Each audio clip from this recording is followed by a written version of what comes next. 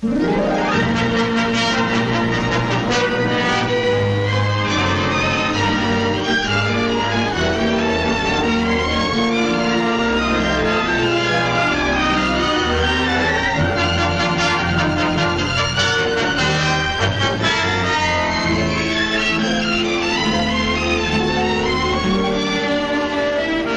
the historic voyage of Columbus, the science of map-making has played a leading role in the birth and development of America.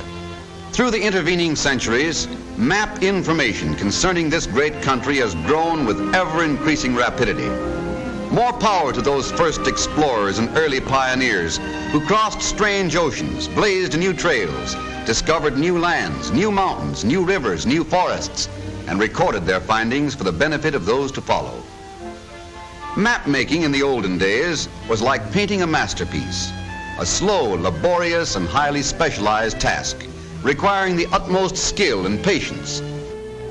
Map making today has the speed of our modern streamlined methods, but it is still a highly specialized occupation. Today, the finest maps, formerly the prized possessions of the privileged few, can be had for the asking. Presto! And right at their fingertips, modern motorists can have an information bureau on any road they may wish to take. But how many of us ever stop to think what a tremendous task it is to keep constant check on the millions of miles of roads in the United States? The biggest catch in making road maps is keeping them up to date. Modern map makers have solved this by developing a trick method of printing. Revised maps can be put out every 2 weeks. By this method, maps can have their faces lifted without fuss or feathers. Here's how it's done. Every time a road is to be built or repaired, symbols showing its progress are overprinted onto the latest edition of the regular road map. The map company's expert draftsmen spend all their time checking road reports and drawing in symbols indicating latest road conditions.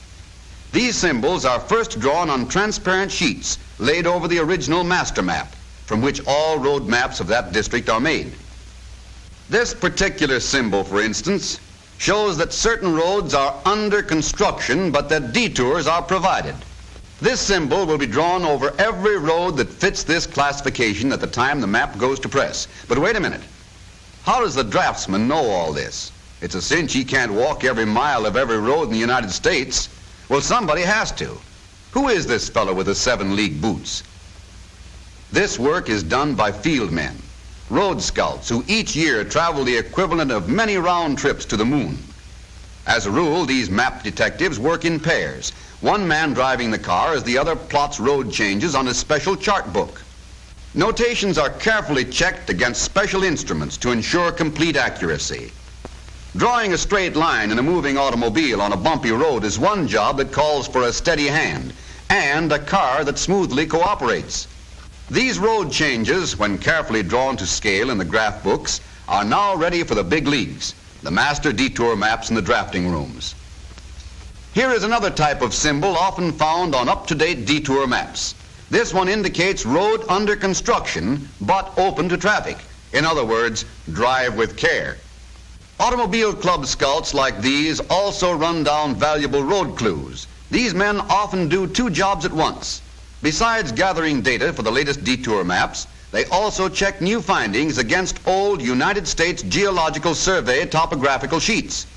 On these, they not only indicate the topography of the land, drawing in all mountains, canyons, and rivers, but they also check official mileage figures from point to point, comparing them with those already listed on the survey sheets.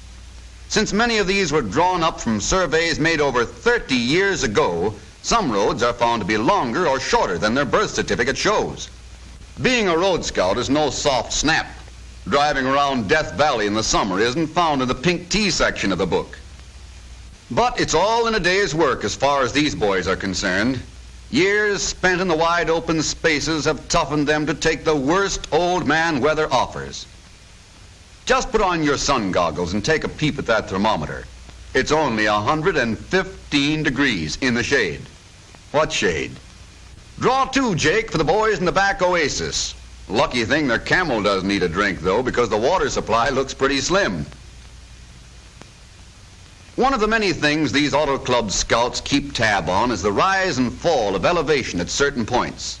Since the Earth's surface is constantly changing, like the crust of a baking pie, they often discover that what was low down on earlier surveys is now on the up and up. Elevations are recorded with an aneroid, a special altimeter like those used on airplanes. This aneroid is so sensitive to atmospheric pressure, it registers changes of elevation in inches. This reading is then checked against the altitude figure on the Geological Survey benchmark. These benchmarks, found all over the United States, list elevations for each locality. If the road scout's elevation is at outs with the benchmark reading, he makes a notation of the difference and sends it to the Geological Survey headquarters in Washington. In the meantime, there are many more roads to be covered, so the boys better step on it or they'll never make their deadline. State highway departments and road construction companies also do their stuff in giving much valuable information for keeping maps up to date. This particular symbol, road closed to traffic, means just what it says. When you come up to bad news like that, there's only two things left to do: get a tractor or turn back. Well, here comes someone now. Is he going to be sore when he finds he has to go around by Pumpkinville? Hey, mister, turn around. Nix, you can't do that. Uh-oh, this gent's no tourist. He's the highway superintendent out to see how the new road's shaping up. There are countless men throughout the country just like this highway official who, in gathering data for their own use, contribute much helpful information to the makers of road maps. This gradometer, for example, registers the pitch of the grade the car is resting on.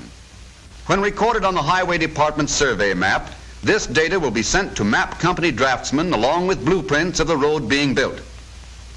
Yes, it's swell teamwork on the part of everyone that gets speedy, accurate information from modern road maps. Daily, these men sail into their jobs unmindful of grueling road and weather conditions. Scenes like these, multiplied thousands of times, are continually taking place throughout the length and breadth of America.